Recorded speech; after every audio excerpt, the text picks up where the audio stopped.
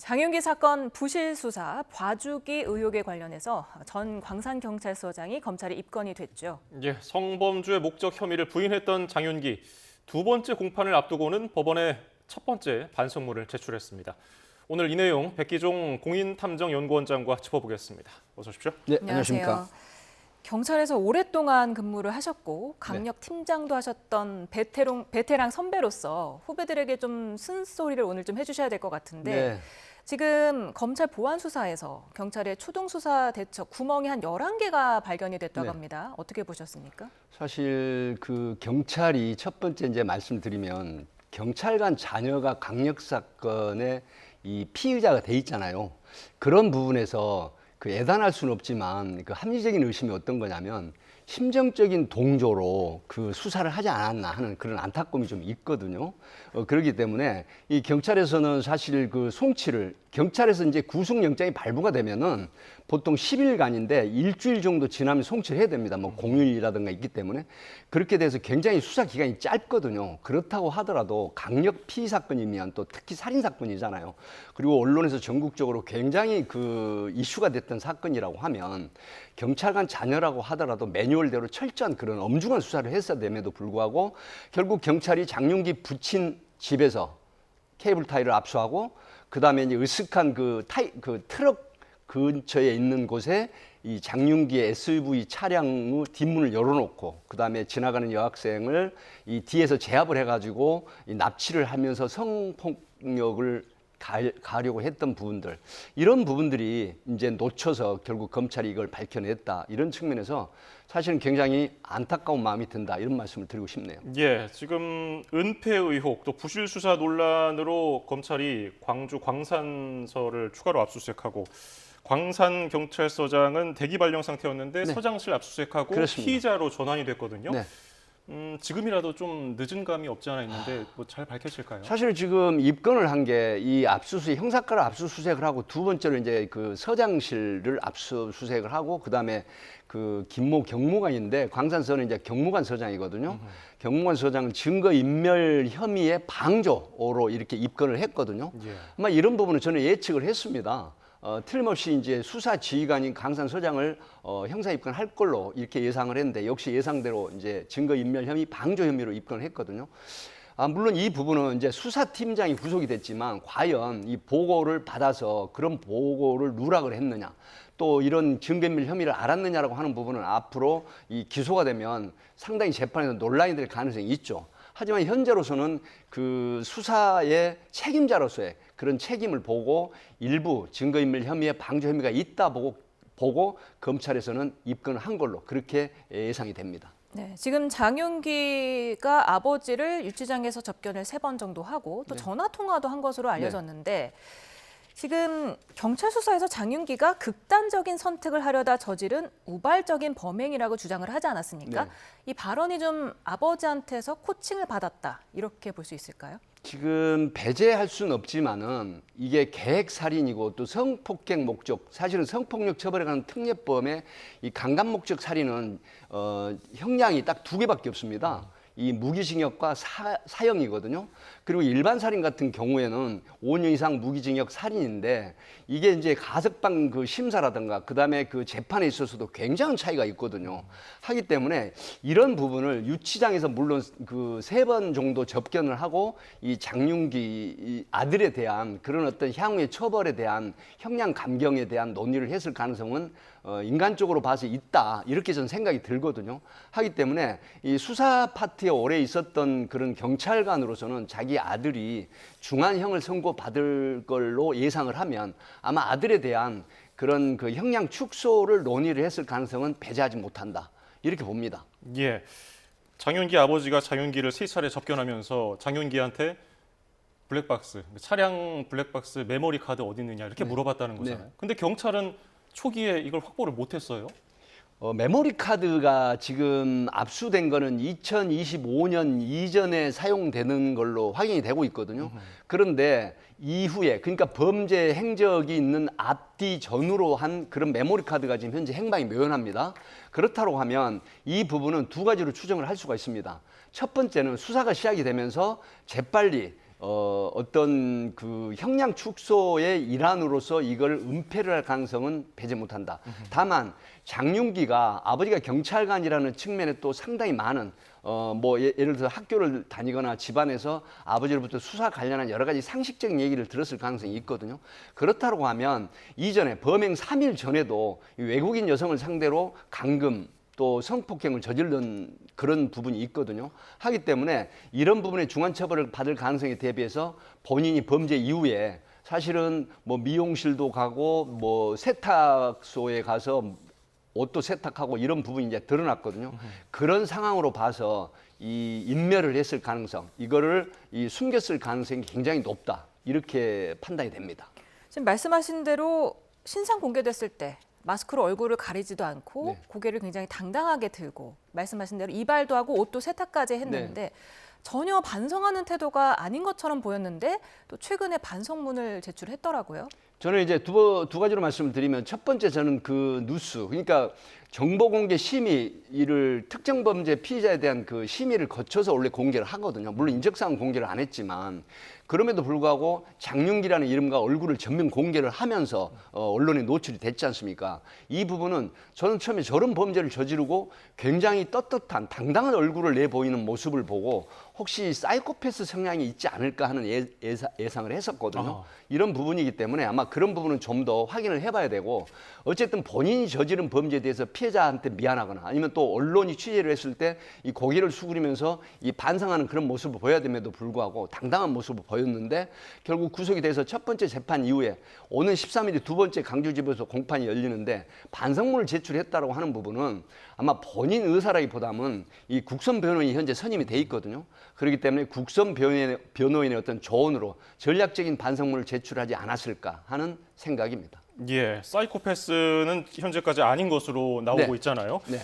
반성문은 뭐 그런 의도로 제출했다고 하지만 그 전에 자필 의견서를 또 법원에 냈는데 자신의 미래 계획에 대해서 네. 자격증을 따겠다? 반성보다는 그런 내용이 담겼어요. 저는 이제 그런 부분에서 사실은 중한 범죄를 저지르고 피의자가 구속 수감이 돼 있는 상태에서 이 자필 진술서에 뭐 이게 허용이 된다라고 하면 다시 사회에 나가서 이 자격증을 교도소에서 수용생활하면서 따서 사회에서 열심히 살아보겠다라고 하는 이런 부분들은 결국은 범죄에 대한 반성이 앞서고 또 피해자나 유족에 대한 그런 사과 내지는 반성하는 모습이 보였어야 됨에도 불구하고 본인이 수용생활을 마친 뒤에 자격증을 따서 사회에서 당당한 생활을 하겠다고 하는 이런 부분들이 정말 후한무치한 그런 성격이다.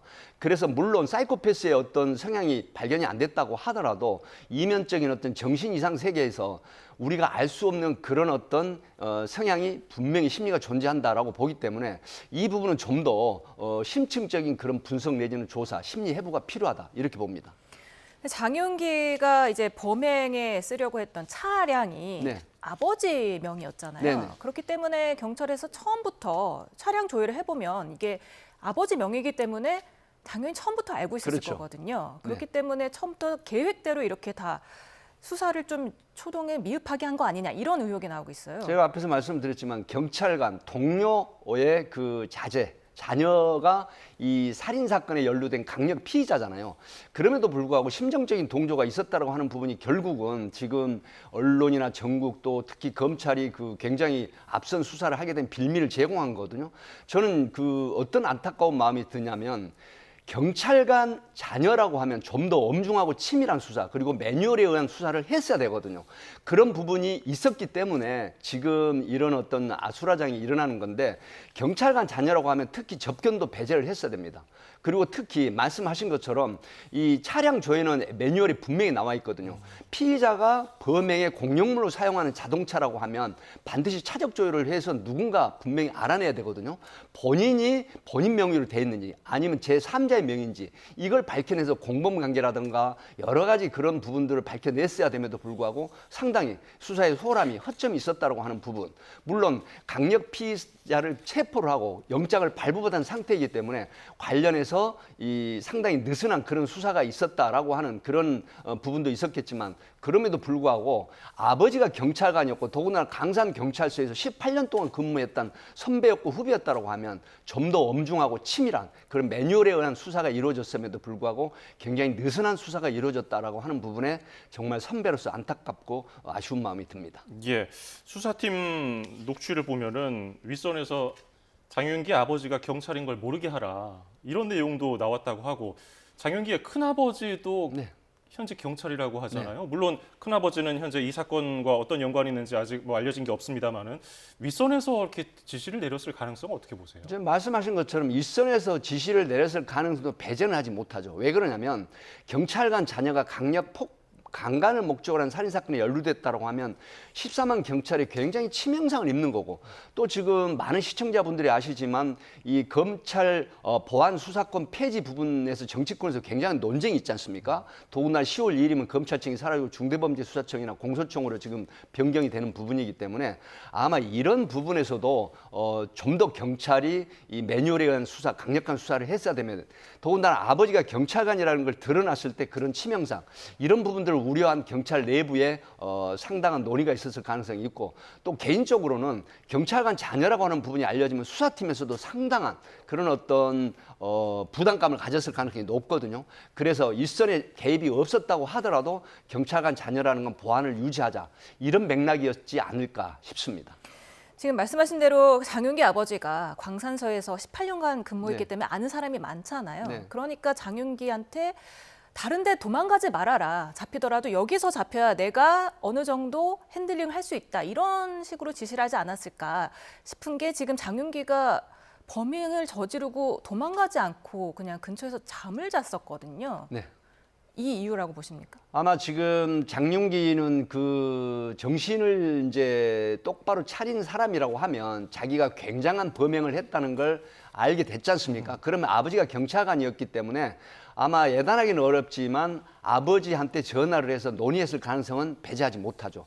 그렇다고 하면 예를 들어서 도주해봐야 결국 체포될 수밖에 없는 것이고 또 도주하게 되면 결국 아버지나 큰아빠가 경찰관이라는 게 드러나면서 굉장한 파장이 예상되거든요. 그래서 아버지가 장윤기를 상대로 도주하지 말고 잡힐 그런 상태라고 하면은 광산경찰서에서 잡히는 게 낫다라고 하는 그런 조언을 받았을 가능성도 배제는 못하죠. 물론 이거는 조사를 해봐야 되지만 그럼에도 불구하고 그런 어떤 의구심이 들 수밖에 없는 대목입니다. 예, 통화에 대해서 말씀하셨는데 이 광산 경찰 측에서는 통상 1년치 통신 기록을 법원이 잘 안 내준다는 거예요. 네. 근데 검찰에서는 1년은 들어봐야 1년은 기록을 봐야 이게 알 수 있는 사건이라고 하던데. 네, 이제 그 뉴스는 나오는데 이건 좀 그 분석을 해볼 필요가 있죠. 왜 그러냐면 이 강간 목적 살인 사건이라고 하면 최대한 경찰에서는 3개월치 통신 내역을 뽑았더라고요. 그런데 경찰은 이제 1년 정도를 뽑아야 된다고 하는 부분은 좀 논란이 있습니다. 왜 그러냐면 1년 전부터 계획 살인을 염두에 둔 그런 상황이라고 하면 1년 정도 통신 조회를 해야 되지만 적어도 본인은 우발 살인이라고 주장하지만 어떤 성향에 있어서 3개월 정도면 충분히 분석이 가능하거든요. 그래서 이런 부분 1년치 통신 조회를 해야 되느냐 3개월치 조회를 해야 되느냐 하는 부분은 굉장히 지엽적인 거고 검찰에서 1년 정도로 해야 분석이나 판단이 된다라고 하는 부분은 너무 경찰의 수사를 조금 편협하게 보는 게 아닌가 하는 그런 좀 아쉬움이 있습니다. 그리고 또 고 이채원 양의 운동화 그리고 스웨터가 폐기 처분됐다고 하는데 네. 경찰이 유족의 동의를 받지 않고 이렇게 임의 처분해도 되는 겁니까? 굉장히 잘못됐습니다. 국립과학수사연구원의 피해자가 혈흔이 묻은 뭐 운동화나 의류에 대해서는 국립과학수사연구원으로부터 회신을 도로 반환을 받았다고 하더라도 유족의 동의를 얻어서 유족이 만약에 요구를 하면 돌려 반환을 해야 되거든요. 그렇지 않음에도 불구하고 임의 처분이나 폐기를 할 수가 없죠. 물론 체증이 완료되고 그다음에 혈흔 감식도 끝나고 이런 상태라고 하면 유족의 동의를 얻어서 돌려줄까요? 아니면은 우리가 자체적으로 폐기를 할까요?라고 의사를 물었어야 됨에도 불구하고 임의 처분을 했다라고 하는 부분은 이 부분도 상당히 이 어떤 수사 매뉴얼상 잘못된 부분이고 또 비판받아 마땅하다 이렇게 봅니다. 예, 지금 조금 전에도 잠깐 언급해 주셨지만은 검찰 보안 수사권 논란이 있는 가운데 이 사건이 대두되면서 또 정치권에서도 얘기가 많거든요. 네. 어떻게 생각하세요? 사실은 정치권에서 지금 보안 수사권 부분은 저는 개인적인 생각을 먼저 말씀드리면 예외적인 범죄에 대해서는 보안 수사권을 인정을 해야 된다. 이 부분은 제가 오랜 그 강력 사건이나 수사 파트장을 하면서 느낀 건데 경찰이 구속 피의자는 보통 일주일 정도에 송치를 합니다. 그렇다고 하면 추후 조사를 해서 송치를 하지만 그럼에도 불구하고 검찰은 20일 정도 구속 피의자를 수사를 할 수 있거든요. 그렇다고 하면 경찰이 모든 기초적인 수사를 해서 송치를 했을 때 훨씬 수사는 쉽습니다. 그리고 경찰이 놓친 그런 어떤 수사 상황을 훨씬 보완해서 이 밀도 있게 또 치밀하게 보완 조사 수사를 할 수 있거든요. 근데 이런 부분은 견제와 균형 이런 상황으로 몰지 말고 경찰과 검찰이 수사 파트에서 서로 협업하는 이런 부분이 국민을 위한 진정한 그런 어떤 수사다 이렇게 보거든요. 그런데 지금 정치권의 논리에 휘둘린 검찰과 경찰이 마치 견제와 균형을 내세우는 힘겨루기 싸움 이런 부분은 국민에게 굉장히 피로감을 주면서 결코 국민들에게 도움이 되지 않는 대목이다. 이런 말씀을 드리고 싶습니다. 진보 성향의 법조단체죠. 민변이 네. 최근 실시한 설문조사에서도 지금 전체 응답자 67%가 검찰의 보안 수사권을 유지해야 된다 이렇게 답을 했거든요. 사실 검찰 보안 수사가 아직은 작동을 하는데도 이런 일이 발생을 했습니다. 그런데 만약에 폐지가 되면 이런 일이 반복되지 않을 것인가 국민이 우려하지 않을 수가 없는데 경찰 공무원이 한 13만 명이 넘지 않습니까? 네. 그 가족, 친척까지 따지면 어마어마한데 그렇죠. 이런 일이 반복되지 않으려면 어떻게 해야 될까요? 뭐 이혜진 앵커께서 좋은 지적을 하셨는데요.